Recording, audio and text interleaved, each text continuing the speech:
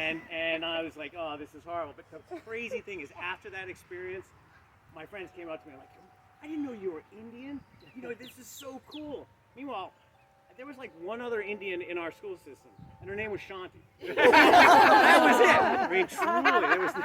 Until I got to high school. No, I mean, you got to remember, this was in the 70s. Yeah, in we were Northern Virginia, so it's not like it was today. Yeah, my mom was very adventurous.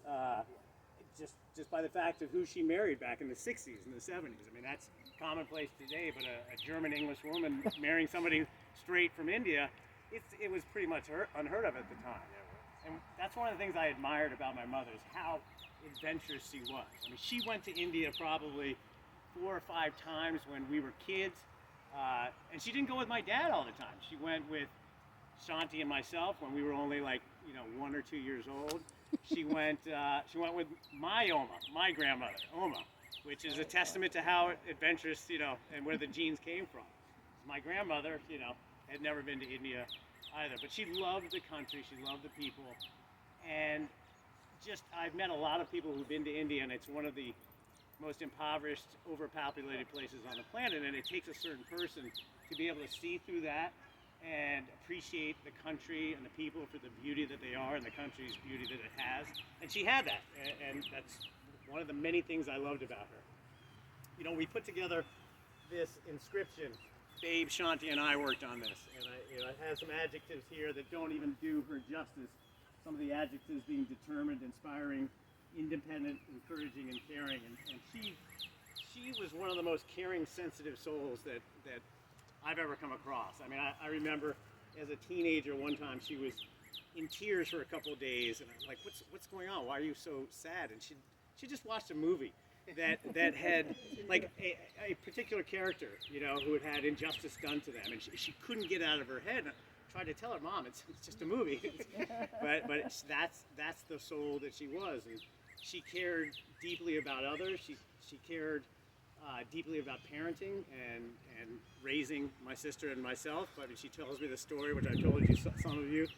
She went and saw a psychiatrist. She said, how do I be a better mother? How do I teach my children to be good adults, good people, and turn into the adults that I want them to be? And the psychiatrist just said, just improve yourself. Just be a better person. Your children are going to learn from that. And she did. She didn't need to improve herself, but she took that to heart. And she was, just an amazing person. She was inspiring in that some of the characteristics that I loved about her was her love for music.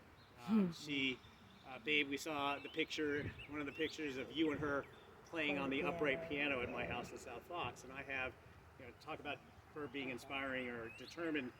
It was a regular occurrence for me to be hanging out on a Saturday or Sunday or Monday evening, not doing my homework, and she would be playing on the piano. She would be playing the same piece, or one of a few pieces, over and over again. She would get halfway through it, she would hit a note, she'd hit it wrong, damn it, and she would just not curse, but she would just get so frustrated. She would do it over and over. And I know that was such an important part of her life that, the stories that I know of when she was in college, she hung around with the fellow students who were all classical musicians. I mean, she was in the music scene, And then, obviously, she ended up continuing playing piano. But it inspired me. It inspired me at the age of 21 to start playing cello and to pick it up again 40 years later, or 25 years later. It's one of the things I'm going to miss dearly about her is that I, even as she got older and her health started failing, I could send her music clips of me playing on a different cello or a piece that I had played for 2 years, and she would give me feedback. My mom, and my mom, by the way, she was so encouraging, but the way she encouraged is very different. She would not hear a piece and say, great job, just throw platitudes at you as if they were, everything you do was great. She would critique it, and she would tell you what's good about it, and she'd tell you what was bad about it. And she was spot on. And you knew from the things that she told you that were good about it, how good it was. And that was the encouragement you needed. But at the same time, I remember probably at the age of 10 or 11, I was frustrated with something, or there was either academics or school or sports that I was working on. And she always used to say to me, You can do that, and you can do it better than anybody. It's all she would say over and over. It was a mantra that she drilled in my head, even if it wasn't true. Which it was, you know. I said, well, I want to, you know, I want to be a lineman in football. You can do it better than anyone. I'm like, no, you're missing that. But she had that encouragement, and I miss that. You know, talking about how sensitive and caring she was, but she's also no pushover. My dad told me a story. He told my kids a story recently when we were down visiting my father in Texas. That I think Guy said to my dad, "Tell me a story about my dad that I don't know." And my dad goes, "You know, he ran away a couple of times." And it's just true. I did run away because I didn't do well in school, and that was like the thing that is unacceptable in our household. And I did it as a means of manipulating my parents to sort of revoke whatever punishment. And my dad said, "Yeah, I was really worried." And Ellie just goes, "He'll come home, whatever."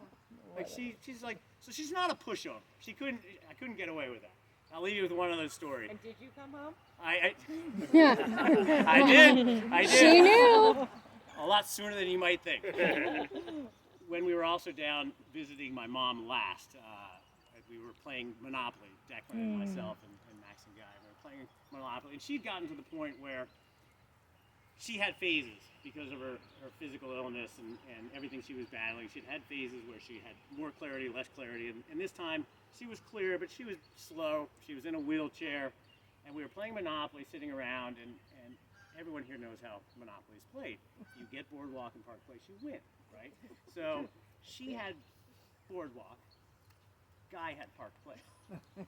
And so we're about a third of the way through the game, and Guy says, "All right, Oma, you know, give me Park Place. I'll give you Ventnor and 3 other properties.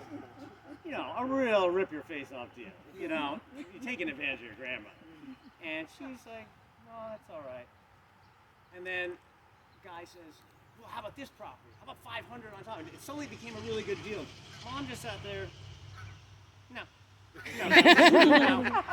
And Guy's like, "Is this for real? You know, you're not taking advantage of Oma." So I miss her. She was certainly for the first 25 years of my life my best friend, the shoulder to cry up, and she's a great spirit. So thank you, Mom.